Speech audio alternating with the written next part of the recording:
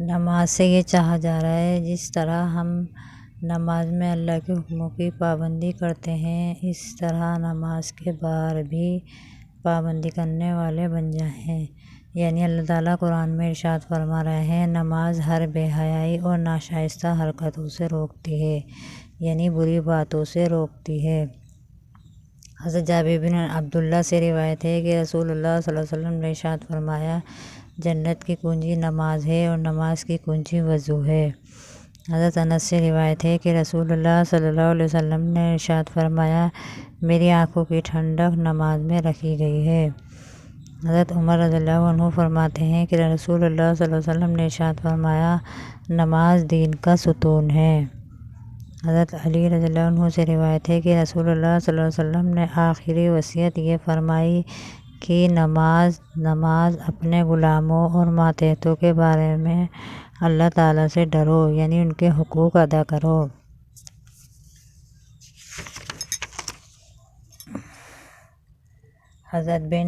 حضرت عثمان بن عفان سے روایت ہے کہ رسول اللہ صلی اللہ علیہ وسلم نے ارشاد فرمایا جو شخص نماز پڑھنے کو ضروری سمجھے وہ جنت میں داخل ہوگا۔ حضرت عبداللہ بن قرطین سے روایت ہے کہ رسول اللہ صلی اللہ علیہ وسلم نے ارشاد فرمایا قیامت کے دن سب سے پہلے نماز کا حساب کیا جائے گا۔ اگر نماز اچھی ہوئی تو باقی اعمال بھی اچھے ہوں گے، اگر نماز خراب ہوئی تو باقی اعمال بھی خراب ہوں گے۔ یعنی سب سے پہلے اللہ تعالیٰ حساب نماز کا لیں گے۔ اگر ہماری نماز میں کمی کوتاہی نہیں ہوئی تو ہم پاس ہو جائیں گے، اور اگر ہماری نماز ہی خراب نکلی یا چھوٹ گئی، کبھی پڑھ لیا کرتے تھے کبھی نہیں، تو پھر ہمارے باقی اعمال کا بھی اللہ تعالیٰ نماز سے ہی پتہ لگا لیں گے۔ یعنی جب ہم دیگ میں بریانی بناتے ہیں اور اوپر کے چاولوں سے پتہ لگا لیتے ہیں نیچے کے اتنے گل گئے ہوں گے، اسی طرح نماز سے پتہ لگا لیا جائے گا کہ نماز کی اس کے باقی اعمال کیسے ہیں۔ حضرت عبداللہ بن قرطین سے روایت ہے کہ رسول اللہ صلی اللہ علیہ وسلم نے ارشاد فرمایا قیامت کے دن سب سے پہلے نماز کا ہی حساب کیا جائے گا۔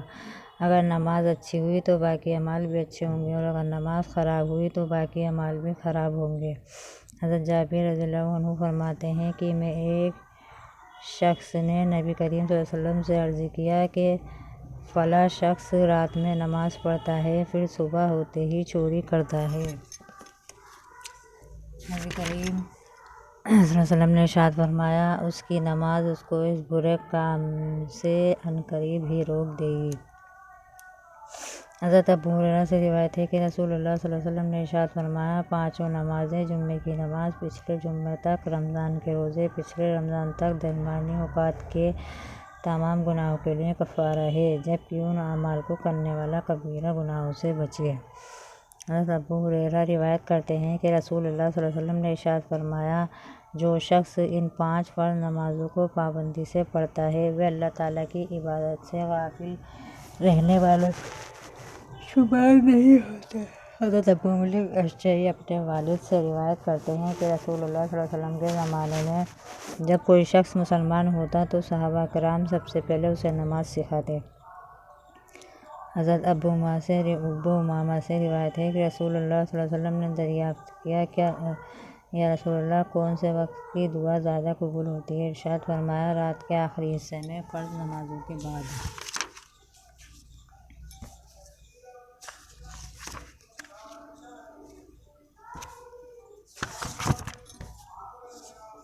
حضرت انس بن مالک سے روایت ہے کہ رسول اللہ صلی اللہ علیہ وسلم نے ارشاد فرمایا اذان اور اقامت کے درمیان وقت میں دعا رد نہیں ہوتی، یعنی قبول ہوتی ہے۔ صحابہ کرام نے عرض کیا رسول اللہ ہم کیا دعا مانگیں؟ آپ صلی اللہ علیہ وسلم نے ارشاد فرمایا اللہ تعالیٰ سے دنیا اور آخرت کی عافیت مانگا کرو۔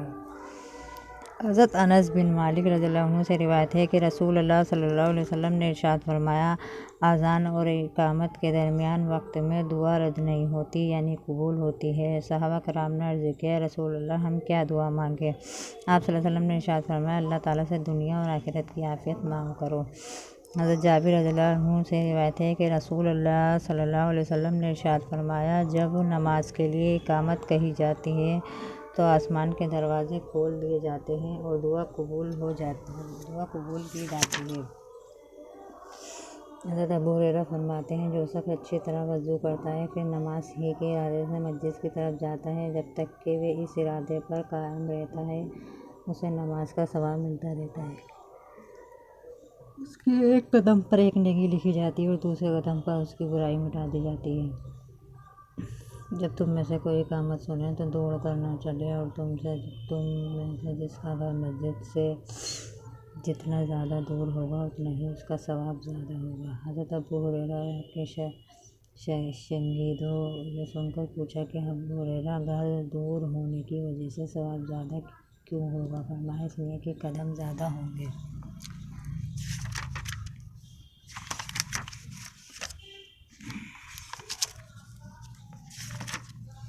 حضرت ابو ہریرہ روایت کرتے ہیں کہ رسول اللہ صلی اللہ علیہ وسلم نے ارشاد فرمایا قنطار 12,000 اوقیہ کا ہوتا ہے، ہر اوقیہ زمین و آسمان کے درمیان کی تمام چیزوں سے بہتر ہے۔ حضرت عبداللہ بن عمر بن عاص روایت کرتے ہیں رسول اللہ صلی اللہ علیہ وسلم نے ارشاد فرمایا جو شخص تہجد میں 10 آیتیں پڑھ لیتا ہے وہ اس رات غافلوں میں شمار نہیں ہوتا، اور جو 100 آیتیں پڑھ لیتا ہے اس کا شمار عبادت گزاروں میں ہوتا ہے، جو 1000 آیتیں پڑھ لیتا ہے وہ ان لوگوں میں شمار ہوتا ہے جن کو قنطار برابر ثواب ملتا ہے۔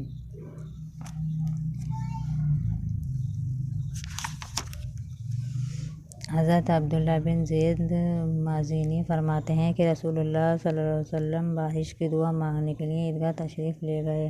آپ صلی اللہ علیہ وسلم نے قبلے کی طرف منہ کر کے اپنی چادر مبارک کو الٹا یہ گویا نیک فعل تھی کہ اللہ تعالیٰ ہمارا حال اسی طرح بدل دے۔ حضرت حذیفہ فرماتے ہیں کہ نبی کریم صلی اللہ علیہ وسلم کا معمول مبارک تھا کہ جب کوئی اہم معاملہ پیش آتا تو فوراً نماز میں مشغول ہو جاتے۔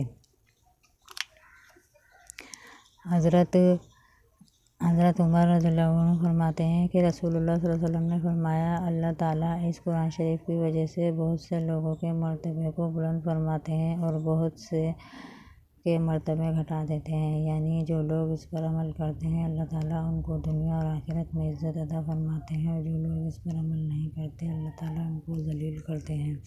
حضرت ابو ذر رضی اللہ عنہ سے روایت کرتے ہیں کہ رسول اللہ صلی اللہ علیہ وسلم نے مجھے ارشاد فرمایا قرآن کریم کی تلاوت اور اللہ تعالیٰ کے ذکر کا اہتمام کیا کرو، اس عمل سے آسمانوں میں تمہارا ذکر ہوگا اور یہ عمل یقین زمین میں تمہارے لیے ہدایت کا نور ہے۔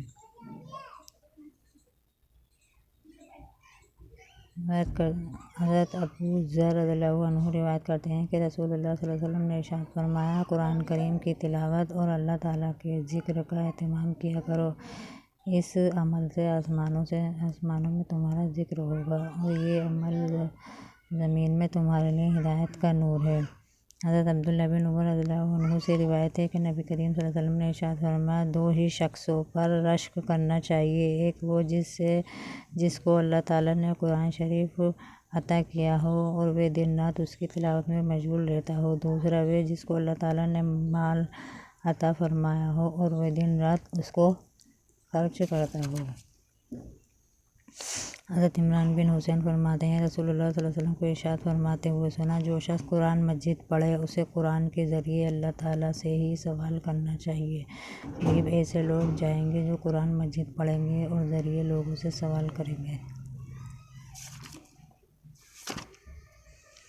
حضرت ابو موسیٰ روایت کرتے ہیں کہ رسول اللہ صلی اللہ علیہ وسلم نے ان سے ارشاد فرمایا اگر تم مجھے گزشتہ رات دیکھ لیتے تب میں تمہارا قرآن توجہ سے سن رہا تھا تو یقیناً خوش ہوتے، تم کو حضرت داؤد علیہ السلام کی خوش الہی سے حصہ ملا ہے۔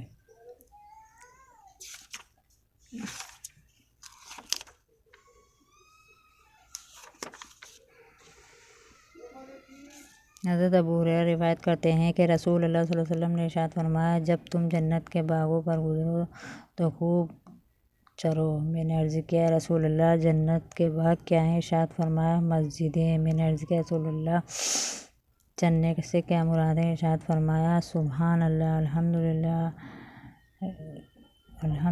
لا الہ الا اللہ اکبر کا پڑھنا۔